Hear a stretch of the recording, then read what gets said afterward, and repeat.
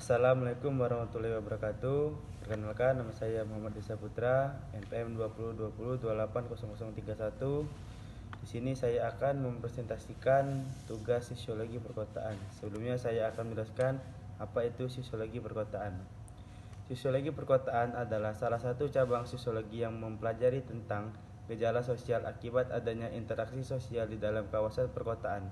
Objek kajian utama dalam sosiologi perkotaan adalah interaksi yang terjadi pada masyarakat perkotaan sebagai hasil pengaruh lingkungan kota. Kajian tentang sosiologi perkotaan mulai dilakukan oleh Chiago School dalam buku Pedoman tentang Ekologi Kampus. Chiago School kemudian menerbitkan buku Pedoman tentang Sosiologi Urban pada tahun 1950. Ruang lingkup kajian sosiologi perkotaan meliputi keterangan umum tentang perkotaan, urbanisasi, pembagian kawasan perkotaan, masyarakat perkotaan, permasalahan urban, dan struktur sosial. Di sini saya akan menjelaskan sosiologi perkotaan menurut Parhali. Yang pertama yaitu ada Ferdinand Tönnies. Teori evolusi tanpa kemajuan. Teori ini berpijak pada teori evolusi Darwin dan dipengaruhi oleh pemikiran Herbert Spencer. Tokoh yang berpengaruh pada teori ini adalah Emil Durkheim dan Ferdinand Tönnies. Ferdinand Tönnies pada tahun 1963 memandang bahwa masyarakat berubah dan masyarakat sederhana yang mempunyai hubungan yang erat dan kooperatif menjadi tipe masyarakat besar yang memiliki hubungan yang terspesialisasi dan impersonal. Tönnies tidak yakin bahwa perubahan-perubahan tersebut selalu membawa kemajuan. Bahkan dia melihat adanya fragmentasi sosial atau perpecahan dalam masyarakat. Individu menjadi terasing dan lemahnya ikatan sosial sebagai akibat langsung dan perubahan sosial budaya ke arah individual dan pencairan kekuasaan. Oke, kedua di sini tentang Emil Durkheim. Masyarakat adalah sekelompok manusia yang terjalin erat karena sistem tertentu, tradisi tertentu, konvensi dan hukum tertentu yang sama serta mengarah pada kehidupan kolektif.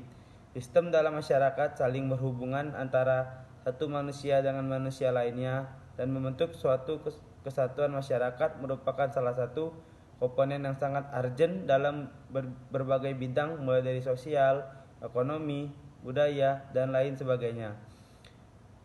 Masyarakat berdasarkan peradabannya dibagi menjadi tiga, yaitu masyarakat primitif, desa, dan masyarakat kota. Hal ini juga dapat dilitik melalui berbagai aspek yang lain karena jika ditinjau dari karakteristik awal, perbedaan antara masyarakat primitif, masyarakat perdesaan, dan masyarakat perkotaan saling bertolak belakang. Oke, ketiga di sini ada karya George Simmel. Kontribusi Simmel terhadap sosiologi dapat dilihat dari karya-karya seperti The Isolated Individual and the Dead Fashion, The Conflict in Modern Culture, The Physiology of Money. Dalam The Isolated Individual and the Dead, Simmel membahas tentang ikatan antara dua orang yang disebut sebagai dyad dan ikatan antar tiga orang yang disebut sebagai triad. Menurut Simmel, dyad memiliki dua karakteristik utama: pola interaksi yang rutin dan keintiman antara kedua anggotanya. Hadirnya orang dalam sebuah dyad akan mengubah dyad menjadi trial. Simmel menyatakan bahwa orang ketiga dalam triad dan berperan sebagai mediator, orang yang mengambil keuntungan dan perselisihan dua anggota lainnya, atau orang yang sengaja menciptakan konflik untuk mendominasi kelompok tersebut. Keempat, di sini ada Oswald Spengler.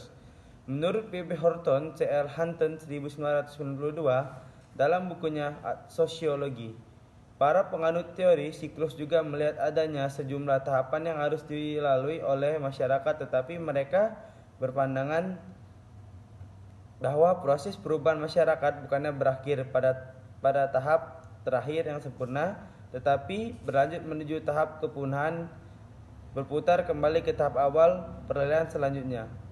Beberapa dari penganut teori siklus tersebut dipaparkan sebagai berikut.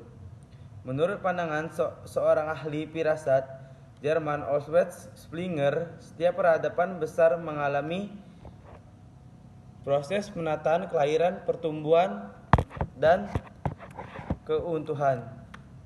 Oke, next. Di sini saya akan menjelaskan tentang Robert Ervach yang kelima. Robert Ervach, sosiologi merupakan ilmu yang mempelajari perilaku kolektif sehingga masyarakat dilihat sebagai produk dari interaksi yang terjadi antara setiap individu yang dikontrol oleh seperangkat tradisi dan norma yang muncul dalam proses interaksi tersebut. Robert Ervach merupakan sosiologi Amerika. Ia lahir di Happy Village, Pennsylvania pada tanggal 14 Februari 1968. Ervach meninggal pada 7 Februari 1944. Di sini ada konsep-konsep utama yang dibikin oleh Robert, yaitu 1. Perilaku kolektif, 2. Kontrol sosial, 3. Proses sosial, 4. Perubahan sosial, 5. Tatanan biotik dan sosial, 6. Jarak. Oke, next. Keenam, di sini ada Louis Witt. Pengertian kota menurut Louis Witt, kota adalah permukiman yang relatif besar, padat dan permanen, dihuni oleh orang-orang yang heterogen, kedudukan sosial, kepribadian. Kota Soros, Jimenez, dan Louis Witt menyimpulkan bahwa kehidupan kota menciptakan kepribadian kota.